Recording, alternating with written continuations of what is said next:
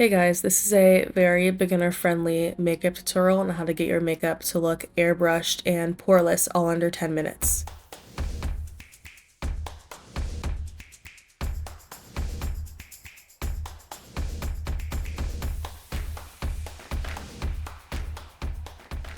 I'm not the biggest foundation wearer just because I feel like it kind of can accentuate the texture on your skin, so I kind of recommend opting for a BB cream or a skin tint. In this case, I'm mixing two because the Glossier one is a little bit light and then the Maybelline kind of masks it to be a little bit darker. I'm going to work that in with a dense blending brush. Next, I'm using the e.l.f. Camo Concealer. Yes, this one is very drying and matte, but I just like having a matte look to my face, as you saw in the intro. So I go on with the high points of my face, always do my under eyes, and then just highlight around my mouth as well. With the concealer under my eye, I like having a cat eye effect, so I blend everything up, and I also use that as a primer for the eyeshadow that I'm gonna do. I don't know about you, but my least favorite part of my makeup routine is doing my eyelashes and my eyebrows, so I actually got this henna eyebrow tinting kit off of Amazon and I used it a couple days ago, so all I would have to do is just use this tinted brow gel to do my eyebrows. For contour, I'm using a foundation stick and going at the angle of my cheekbones. It's basically where I just feel my bones at, and I blend everything kind of upwards and towards the angle of my mouth and then just my cheeks. And on that dense little brush, I'm gonna kind of carve out the shape of my nose. So one line across, two lines down, kind of in an arrow. Then for the illusion of a nose bridge, I'm just gonna go in and kind of shape it up. Next, I'm using the Glossier Cloud Paint. I use this blush for truly everything. It's the purest pink and it just goes so well with brown skin. I put it on the high cheek points and blend everything up pretty much towards my eye. I kind of like it when the blush is a little bit under your eye, so it has that kind of like pink under eye effect. And then I put some on my nose and also my forehead to kind of make my whole face flush together and look very cohesive. This is the most important product and is what makes the skin look so airbrushed. I put that powder on a powder puff sponge and go at an upward angle. When I put powder, any powder on my face, I'm dabbing it into my face. Like, I'm not swiping, I'm doing vigorous moments of dabbing it into my skin, and this is really sets your face and gets you going all night. Like, if you have this on, you probably won't even like sweat it off. And then I use it to outline where I contoured my nose. I do drag it a little bit on my nose, but like, I don't really want my nose powder to be as stark as my under eye, so that one really doesn't really matter to me. But everywhere else, you want to set that powder and tap it in. Like, even on the eyelid, I'm tapping it in. Got some in the eyebrow, but I kind of prefer my eyebrows being matte because in photos a lot of the time it looks shiny, so I do set my eyebrows after the gel is all dried onto it. Forehead, same thing, pat it in. On my cheek, I am wiping it, which I said I was not, but I kind of forgot that I do wipe it there. But I use a huge powder puff with some of the pink powder on it, and that's when I really tap it into my face.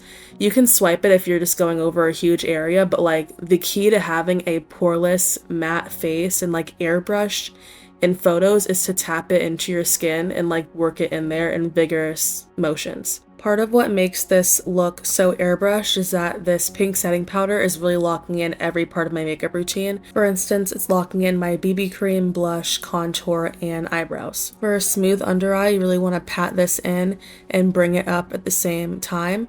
So I'm patting it in, I'm bringing it up at a cat eye angle, and then I'm also kind of bringing it down, like blending it in with my blush. I'm wiping away from my nose because it was just too much powder and like I didn't want that much on there. But with the under eyes, I'm never gonna wipe away the powder. You always want to set it in. I use more of a neutral brown tone for my eyes, so I'm just going in with this light color kind of as the base and primer-ish. Next, I'm using this kind of brown orange one to create that like transition shade and what's gonna go over my entire lid. I just like pretty much putting that on the lid and blending out. Like, it's just kind of random. I just like having a smoky effect, also kind of at a cat eye angle. And then once that's all blended out even towards the center of my eye and the corner, I'm going to mix those two shades and darken it up and pretty much only add that to the outside corner and then the crease of my eye.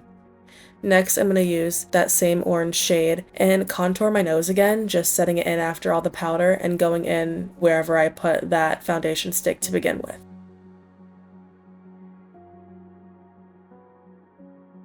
I'm going for a more natural cat eye, which is why I'm using a dark brown instead of black eyeliner. I do one line going outwards, and then for the cat eye, I'm actually just going in pretty much a quarter of the way. Like, I'm not putting the eyeliner on my entire lid. I just want to make it look like my eye is kind of like elongated with the lash and then dragging it out if it looks a little wonky. This is a freckle tint. I got it from Shein and I love it. I just put it on and then dab it. Everything I'm doing on my face, I just like dabbing it out and really just working it into the skin. I prefer these over the freckle pens just because I think that since this tint is liquidy, it can just spread easily. Like from here, I can like add those same spots onto the entire nose, whereas the pen, if you just put it on your skin, like it's kind of staying in that exact same spot. However, this one is discontinued for some reason. I don't know why Shein took it off of their site, but I'll be sure to link some other liquid tints that work just as well.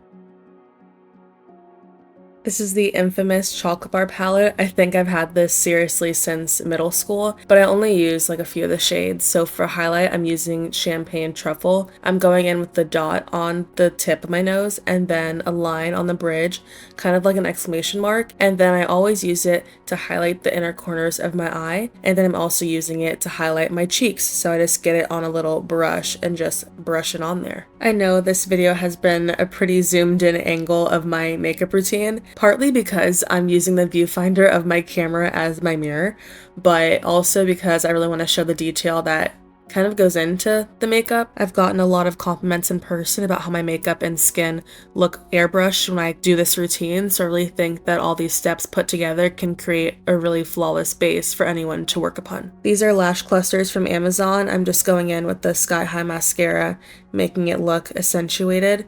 I always put mascara on my bottom lashes because if not, I just feel like the look isn't put together for me, like in my opinion. I always do that. I usually go for a kind of red matte lip with my makeup tutorials, but I'm gonna go kind of outside my comfort zone.